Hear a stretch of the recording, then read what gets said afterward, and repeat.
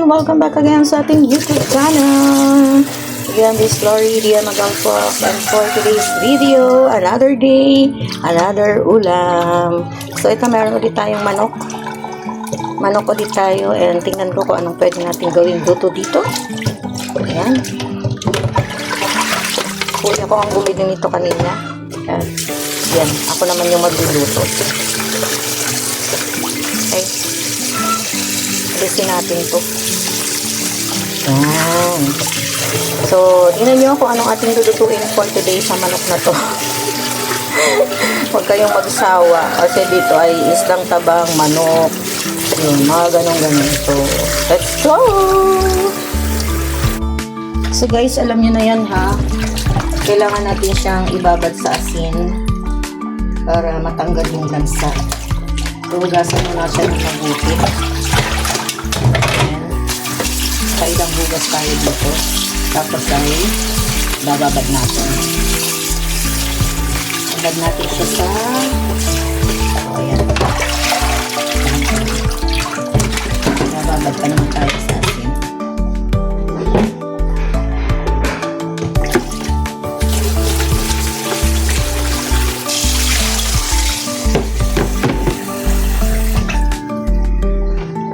Ayan, lagay natin dito.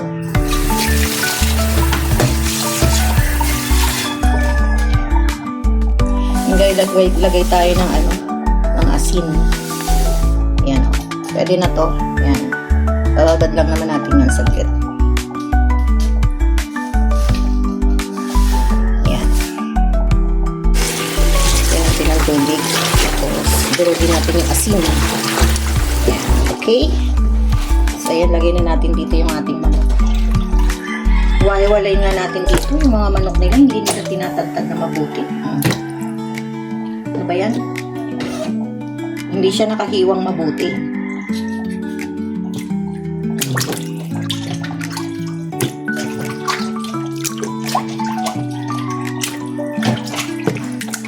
So, ayan. So, habang tayo ay naghihiwa ng ating mga ingredients, bababad natin yan dyan mamaya para mawala na yung lansa niya. Okay?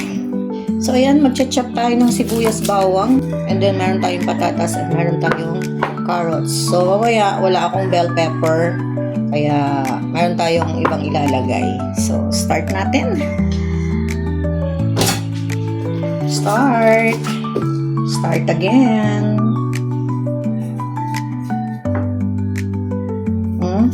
Relate ng dito, di ba? Patatas dito. Ito na naman tayo mag-aano na naman tayo reminiscing the past no? Oy, pag kayo'y nanonood ng aking video upload, mag-comment naman kayo sa sinasabi ko. Para naririnig nyo ba ako pagka ako'y nag-premiere? So, ito, babalatan natin tong ating patatas. Next! Carrots. Balat-balatan ng carrots. Yan. Kuhain na natin yung ating carrots.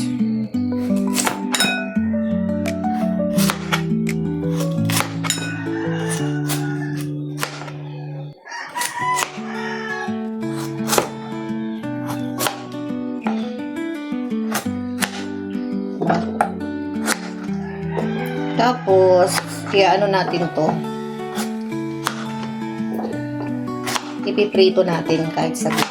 Ganun din ba kayo? Ewan ko. Basta ako, ganun ako magluto nito. Prito ko lang saglit. Pati yung patatas.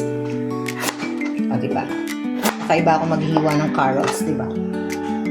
Next, itong ating patatas. Kakaiba yung hiwa ko ng patatas, diba? Hindi ko alam kayo kung paano kayo maghiwa.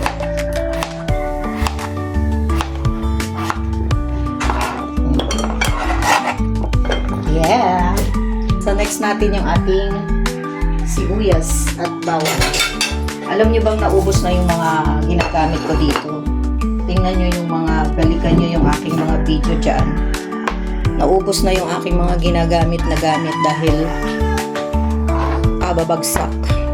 Nababasag, nabibitawan ko. Ewan ko, ang nangyari. Diba? Wala na. So, nag-goodbye na yung dalawa kong medyo maliit na plato. Galing sa Qatar. So, bibili na naman tayo ng bago kasi wala na eh. Kailangan ko yung medyo maliliit na plato. Yung may kulay blue. Nakikita nyo ba yun? Matatandaan nyo sa upload ko. Yung mga ginagamit ko ay wala na. Wala na sila. Kaso yung maliit na plato na yun ay plato ko sa Qatar. Ganun lang yung plato ko, maliit. Ngayon lang ako nagkaroon ng plato na malalaki here sa Pinas. Alam ko naman. Sunod natin yung ating sibuyas. Yun ang ayoko eh, pag nag-i-stack ng sibuyas eh, di ba? Yan o. Pumapangit siya. Kaso hindi naman natin yan pwedeng lagay sa ref. Kasi ang sibuyas ay madaling ng bacteria. So, hindi ko talaga yan nilalagay sa ref. Ewan ko sa inyo kung kayo naglalagay kayo sa ref. Kahit pa sa chiller yan. Ina-avoid ko to. Ay! Yan. Nagdala sa akin si Ate Beth yung kapitbahay ko dyan, oh. Dinahalan niya ako ng saging, mga kabady-body loves, oh. Saging, dyan, bunga ng saging niya, yun. Saba. Tsaka itong isa, oh. Bumili ako sa kanya kanina, oh. Binigyan naman ako ng suman.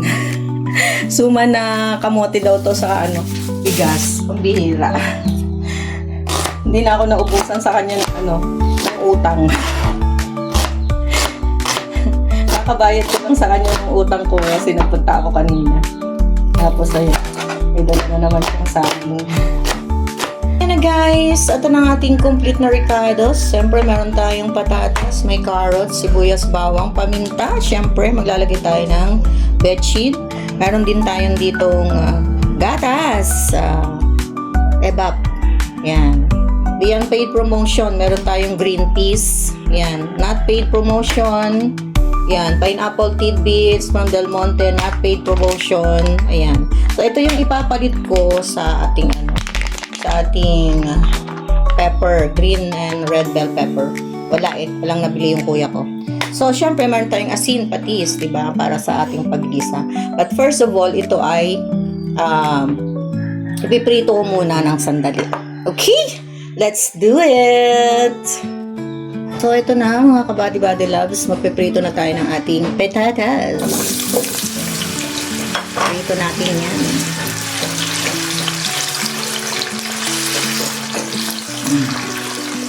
Ako na natin.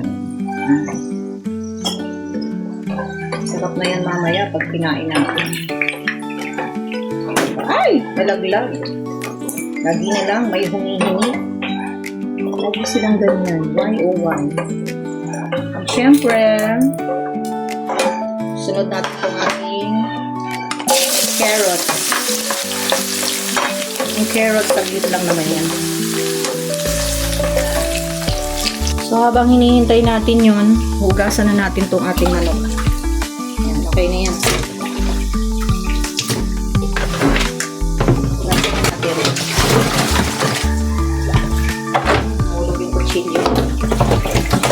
Hugasan natin siya hanggang maging malinaw siya. So, ang gawin natin, dito na lang natin siya patuluin para dire-diretso yung tulo ng tubig. Yan. Dito na natin siya patuluin sa kabilang grito para dire-diretso yung tubig. Diba? Yeah. Shortcut tayo, guys. So, shortcut tayo mga kabady-body loves. Para dire-diretso na yung tulo niya. Dito na tayo sa isang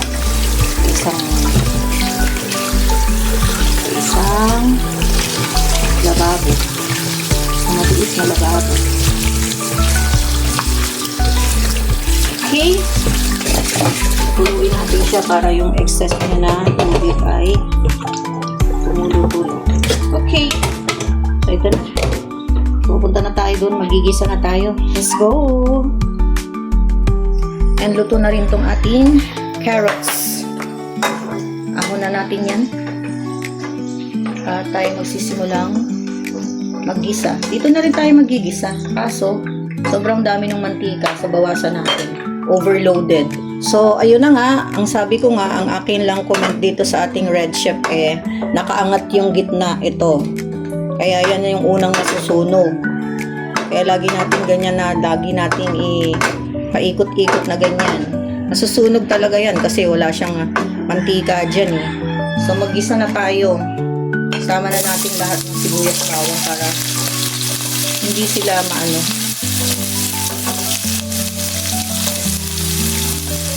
hindi masyadong diba?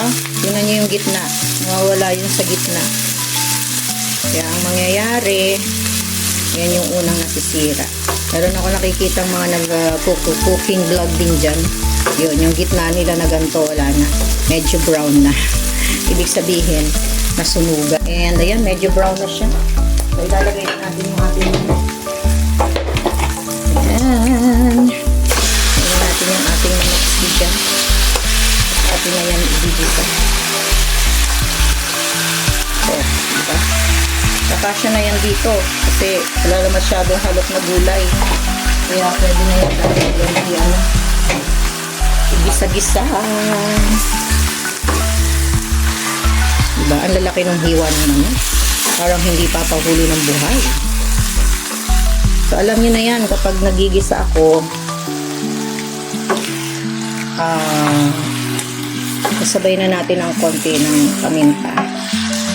So, ayan. Sunod na natin yung ating patis. Igisa natin siya sa ating patis. Patis natin. Na trade promotion na. O, tingnan nyo. Matubig na agad siya. Tapos, lagyan na natin ng paminta. Lagyan na natin yung dalawang paminta natin. Habang ginigisa-gisa natin.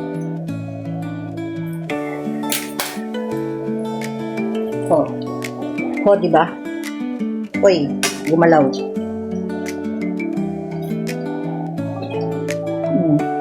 Diba? Ginigisa pa lang natin, may tubig na. Ano na tayo niyan?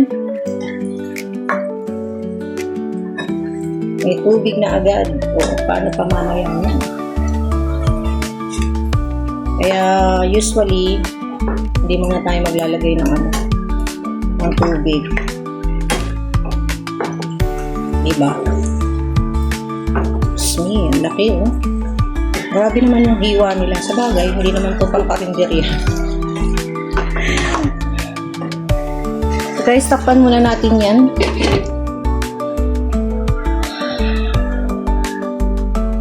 So ayan guys, buksan na natin. Uy, luto na yung ating manokski. So kailangan na natin ilagay yung ating mga ibang halo. Lagyan na natin itong ating green peas. Yan. And ilalagay na rin natin itong ating pineapple tidbits. Lagyan na natin yung sabaw para masarap-sarap, manamis-namis. Ayan. Para maluto pa siya ng konti. And then, we will cook it for another 5 minutes. Tapos, lalagay na natin yung ating mga potatoes. Ay, carrots pala. And then our patatas. At atin na siyang titimplahan. Sarap. Timplahan na natin siya para habang pinapakaulo ulit natin siya ng another 5 minutes ay may lasa-lasa na siya. So, let's taste test. Pero lagyan muna natin siya ng konting bechin. Yan. And feeling ko kailangan pa nating maglagay ng ng paminta. Yan. Try natin. Wow, sarap. Gutom na ako Parang gutom na ako sa niluluto ko. Ay, ganda ng kulay ng ating ng ating pininyahang manok. O, diba? Gutom na siguro yung pamangkin ko. Tikman na natin at baka kulang sa bago natin ilagay yung ating gatas. Takpan muna natin siya, tapos lagyan na natin yung gatas natin. Uy! Sarap! Sarap. Lutuin pa natin siya ng 5 minutes. Okay? Para medyo 5 minutes or 2 minutes na lang.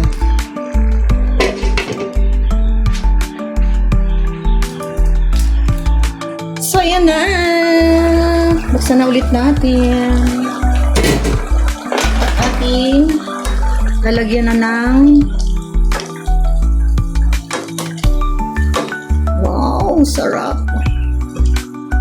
Lalagyan na natin ang ating gatas.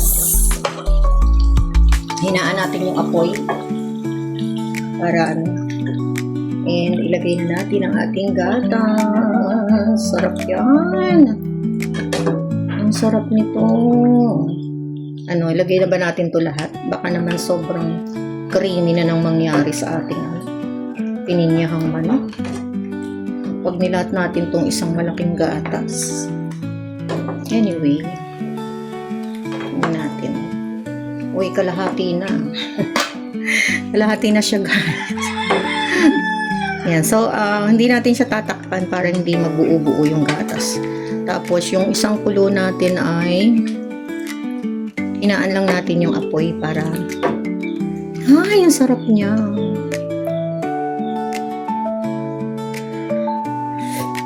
Uy!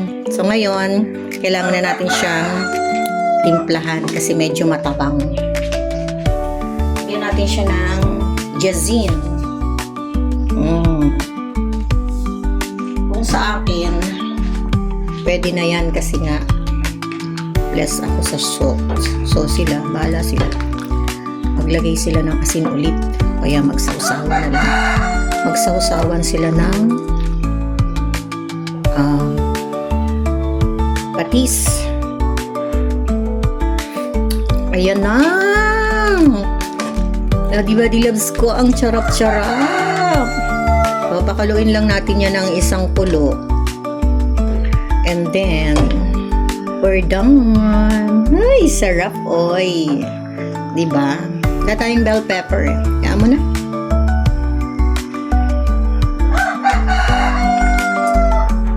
Guys, ito na. Mga kabady-body loves. Our finished product. Kain na tayo. Let's eat. And thank you so much everyone sa pagsama sa ating video upload for tonight. Ayan ang ating pininyang manok. Loris version, diba?